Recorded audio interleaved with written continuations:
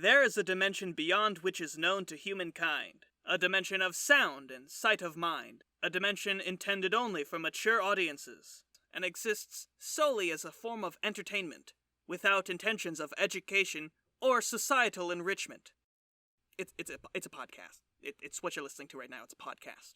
It's a podcast we call Lore Folk.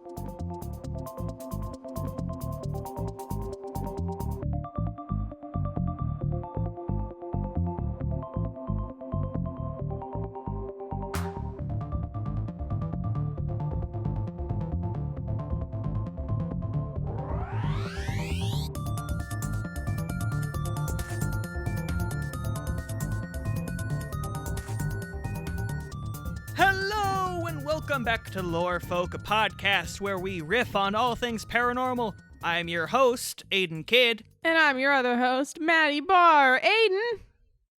That's my full name now. Maddie Barr Aidan. I changed it. Like Mario and Luigi Mario. I see. Aidan. Yes. It's June. Yes. It's Pride. Yes. We are, as the kids say, the gays? Yes. And our agenda today yes, is to do a really good episode of our comedy podcast together. Yes. I was trying to think of a bit like, which cryptids do you think are gay? But I think they all might be. Here's an official statement from the two experts in all things cryptids. All cryptids are gay. Except for one. You figure it out.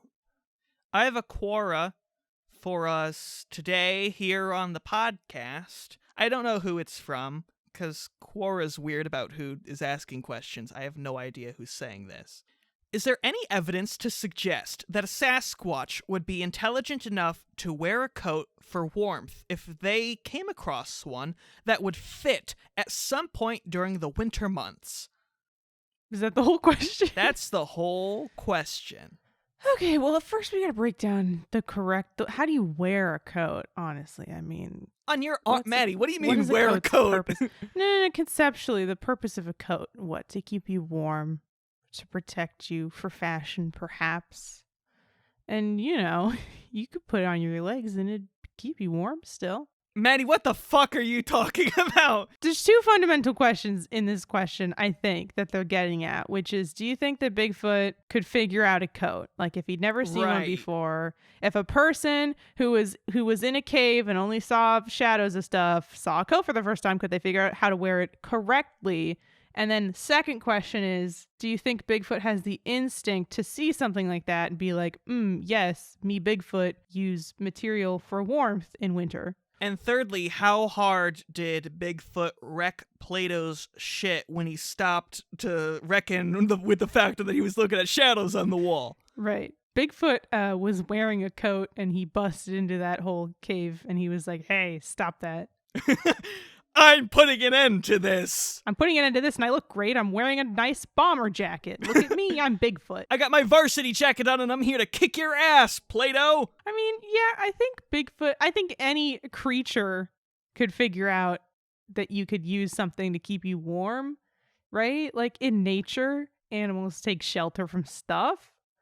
I don't think there's anything as particularly warm and soft as a coat just out there in the world. But yeah, Bigfoot could probably figure it out. Yeah, and assuming it looks nice. Right, I mean, I feel like maybe this person has been trying to test it out, and at this point, Bigfoot has walked by so many coats that they've just left sort of suggestively draped on a tree, and they've come to the internet like, do you guys think Bigfoot could figure this out, or am I wasting my time? Maybe you just haven't picked a coat that Bigfoot wants to wear yet. He's got discerning taste. When it comes to jackets. He is a master of fashion, and he isn't going to settle for less. Yeah. It's Gucci or nothing. You said master of fashion, and for some reason I pictured Project Runway, but with only cryptids. Yeah. Fucking coming soon. And Tim Gunn walks into the workroom, and it's like a bunch of monsters, and he's like, Mothman, how are you doing?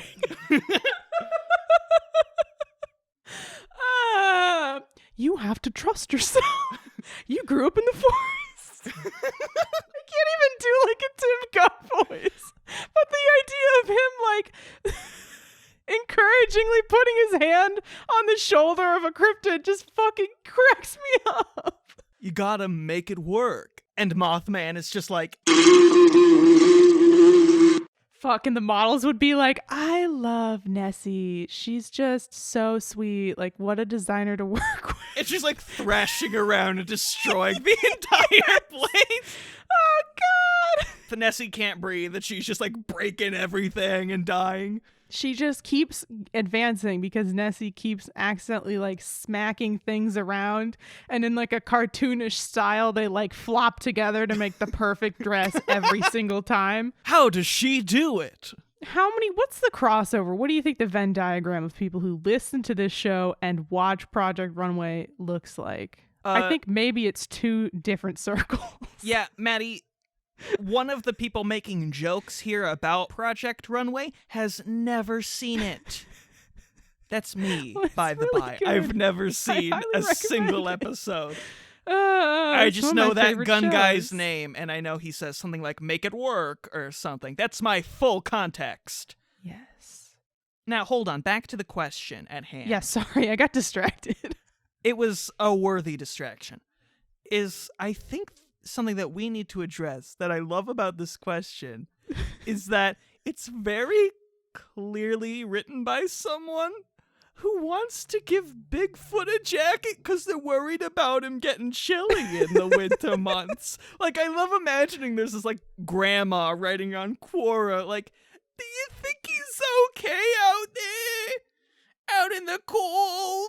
My grandkids told me about this Bigfoot guy, and I just feel like he's out there in the cold, and I feel bad for the guy. My son Daniel once got frostbite on his fingies, and I want to make sure that Mr. Bigfoot is okay. But only if he wants to. I mean, I'll make him a sweater no matter what, but only if he's amicable to it. My kids never call me anymore, and I just need an outlet of love. Hold on. I love the idea of Bigfoot in his cute little sweater fucking becoming friends with this grandma. I was just gonna say, with your grandma, you finally come over to grandma's house for a birthday or a holiday, and there she is at the table with Bigfoot, and they're like cross-stitching together, and he's wearing a sweater that she made for him. And you're like, what the fuck is this, grandma? And she's like, well, he likes to spend time with me. It's my grandson now. Someone who can appreciate nature. He actually calls me, and he lives in the woods, so, like, it's harder for him. He literally just calls out for me loudly with his giant lungs, and I can hear him, even with my hearing aids. That's what the Bigfoot calls are. They're calling out to their grandmas. Oh, every fucking... sweet. I'm so mad now. Every single Bigfoot show is, like, people out in the woods, and they go, whoop! And they need to bring out a grandma and have her go, the cookies are in the oven. What's my grandma voice become? It's just like a shitty Adam Sandler at this point. Yeah, cookies are dead. And then Bigfoot comes a-running. There he is. He's ready. And then he's like, Adam Sandler, what'd you do with my grandma? Maybe your grandma's a big Adam Sandler fan too. So you walk in one Christmas, is Grandma and Bigfoot doing cross-stitching together. You walk in the next Christmas like, okay, I'm ready for Bigfoot. He's friends with my grandma, whatever. And then it's Grandma and Bigfoot and Adam Sandler at the table. And they're all chilling. They're helping him. They're giving him feedback on his new comedy movie. Grandma has 2 new beautiful grandsons, one of whom's very existence just so happens to discredit entire religious and scientific spheres.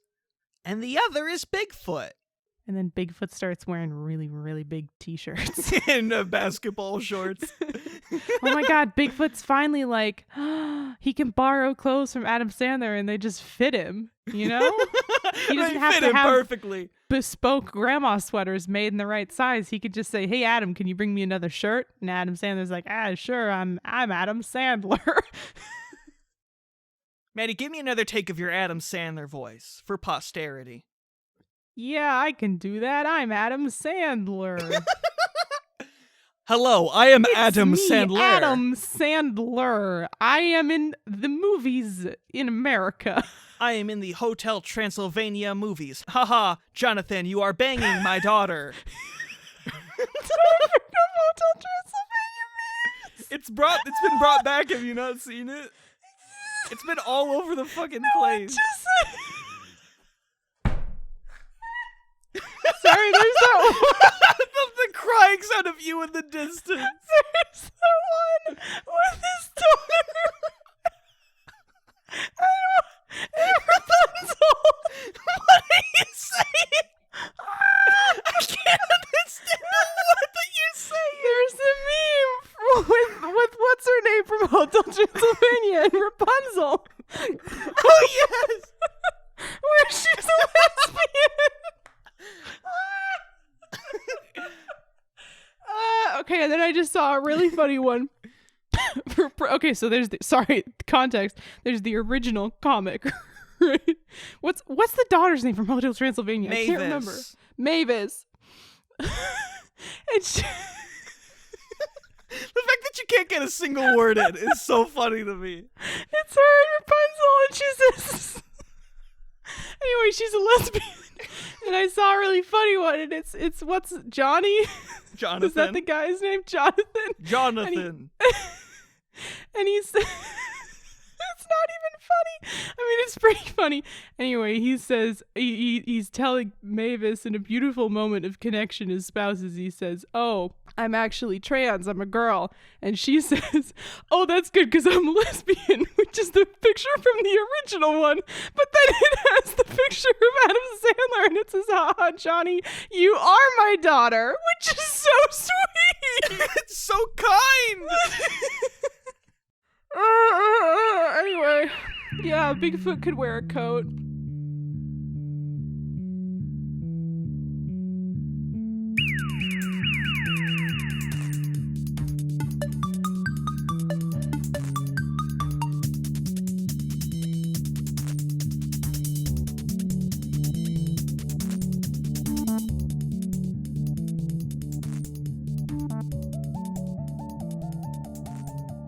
Jonathan. Ad break. Ad break. It is me, Adam Sandler, in Hotel Transylvania movie. Here to bring us to the ads. Maddie, tell the people how you can be banging my daughter. You can bang Aidan's daughter on Patreon. We have a Patreon. If you want more fresh content like this, you could go join us there. We got 3 different tiers, and for a certain amount of money per month, you'll get fun extra bonuses like animations early, video, everything early, Aidan's animation process. You get access to all the music that I so lovingly wrote on GarageBand. And a bunch of other stuff. So go check it out. And also you support us and make sure we can keep doing the show. Making more Hotel Transylvania jokes. So yeah. And also go to the YouTube channel where we have a variety of videos, including an exclusive podcast only over on YouTube because Spotify was heckling me for money and Apple Podcasts was being a real sourpuss. So it's only on YouTube. It's called It's Not Easy Being Greenlit. It's a show that we're doing with our dear friend Nathan, who we pitch movies to, but they're Muppet movies specifically. Adaptations, perhaps? Yes, in fact, they are. We only adapt books in classical literature into new Muppet movie musicals. Go give it a bajillion views on YouTube to really stick it to Spotify and Apple Podcasts. Yes, just for Aidan. Do it out of spite for me, please. That's the best reason to do anything. By the time this episode comes out, the first 2 episodes should be up, and episode 2 is my favorite. Give a sneak peek, Aidan. What did you do for episode 2? What did you pitch? Oh, I remember it so well. In fact, no, actually I do remember. It was Frankenstein. I pitched Muppets Frankenstein. That was good. what that episode was. And you pitched. What did you pitch, Maddie? Let's see if you remember what you recorded fucking 3 months ago. I asked you because I didn't remember what I pitched. You're a hubris. You're a fool and a charlatan. And you're begging my daughter. Aidan, give us a fucking ad. You know what? Actually, hold on. Stop the podcast. I had a realization the other day that there might be people out there who skip, this isn't, you don't actually have to stop the podcast. People who skip the ad break. People might skip this because they're under the impression that we do real ads, and then they skip this. And the entire time they've just been missing more of the podcast because we have mislabeled these bits as ads. Anyway, Aidan, give us an ad. All right. Give us an exclusive ad only for people who listen to the ad break. Hey, it's me, Greaseman. You know, of the grease. I'm here with my big grease fire gazebo over in Central Park. I'm selling tickets to watch the fires blaze. Come on down, you know, it's me, Greaseman. You know me, I was born in the grease. A woman threw a cheeseburger at a rat to defend herself, and I was born from the horrifying mixture of bile between rat and burger. And now I'm here in the Central Park, and I'm lighting the fucking gazebo on fire in protest of the LaGuardia for not letting me get those anti-ants. They don't let me in because I made a grease and I slop up the floor. It's like, what am I supposed to do? So come to my grease fire of the gazebo. Give me your money. Evil school for wizards who want to learn about magic crime. What's easier than a bank heist? A bank heist with a gun. But what's easier than a bank heist with a gun? A bank heist with magic. Learn to teleport one enemy inside of another. Inside of a gun! Yes! And you can shoot the people like bullets and it'll really freak them out! We've got all sorts of nasty magic here. Put people in guns, I don't care. Come to our prestigious academy and learn firsthand how to do evil magic. No cover-ups, no rules, and no moral dilemmas. Just dive right into that evil stuff on day one. Come to Evil Wizard School for Wizards who want to learn about magic crime today. That's the full title of the academy. You gotta write it down. It's physically impossible to do that voice without wiggling my hands around the entire time in like a kind of fashion.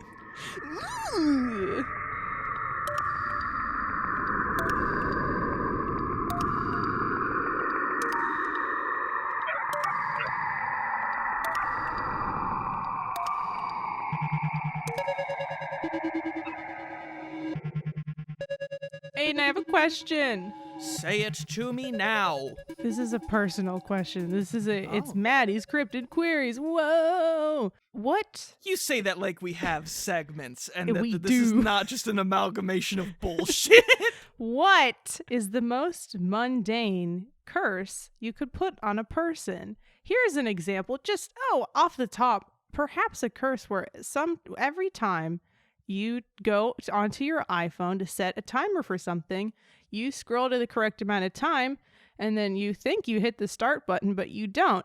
And then you put your phone down, and then 40 minutes later, regardless of what time you set the timer for, you look at your phone like, it feels like it's been more than the amount of time that I set my timer for. And then you discover that you didn't actually set a timer. It's just sitting there unstarted in your phone. And you've done this like 10 times in the past week. Because I'd say that's a pretty mundane curse. Okay, what was that ending? This is happening to me, Aidan. I've been cursed in real life.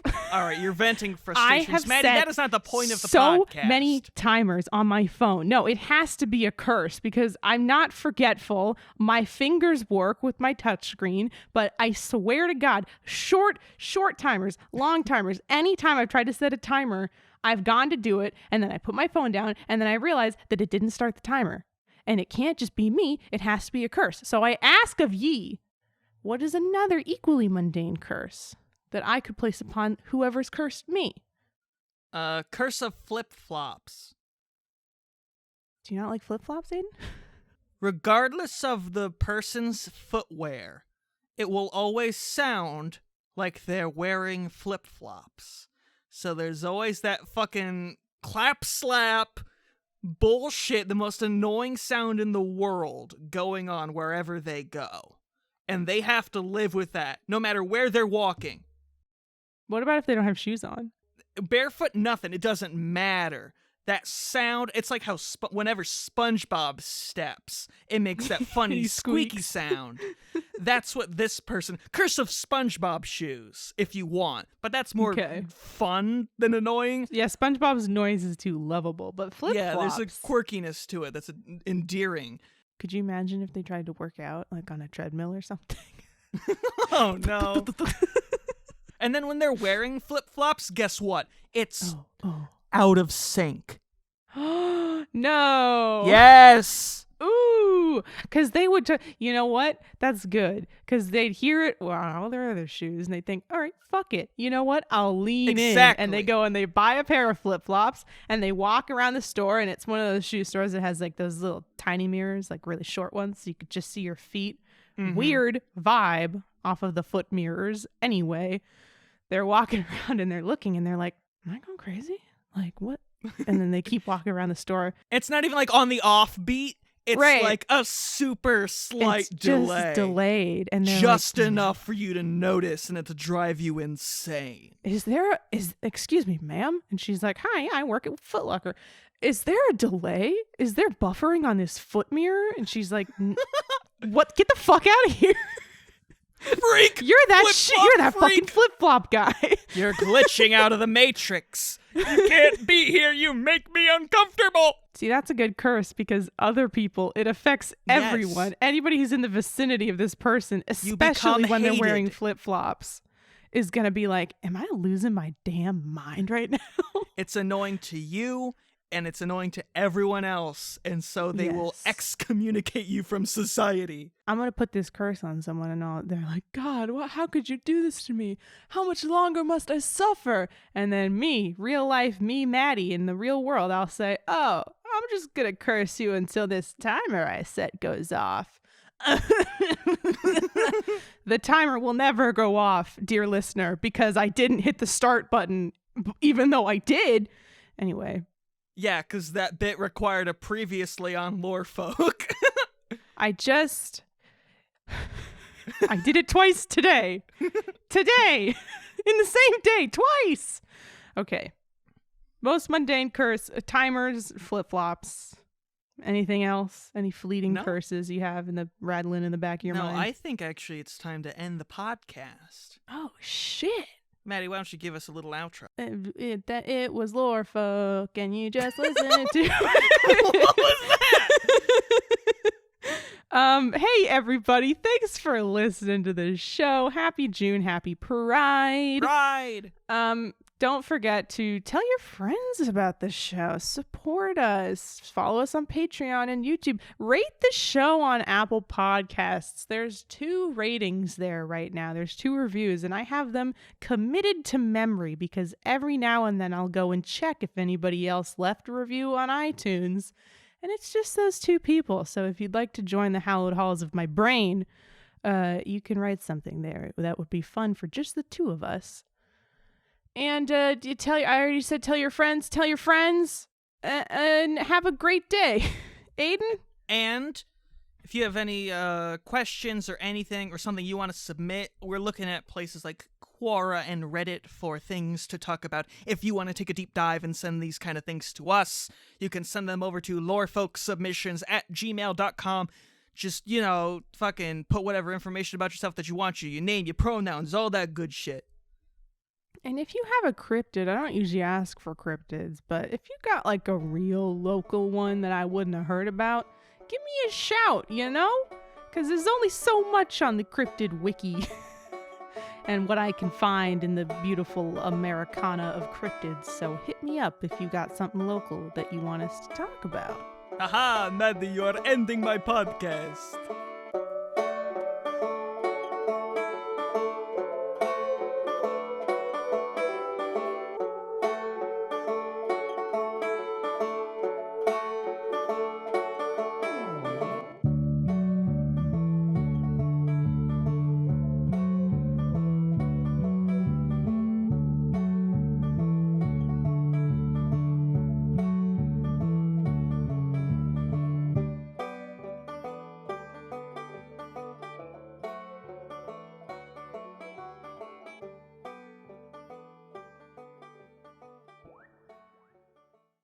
Shout out to our patrons for all the support. We love you. If you'd like to support us as well and see your name here, you can hop over to our Patreon and join us for as little as $5 a month.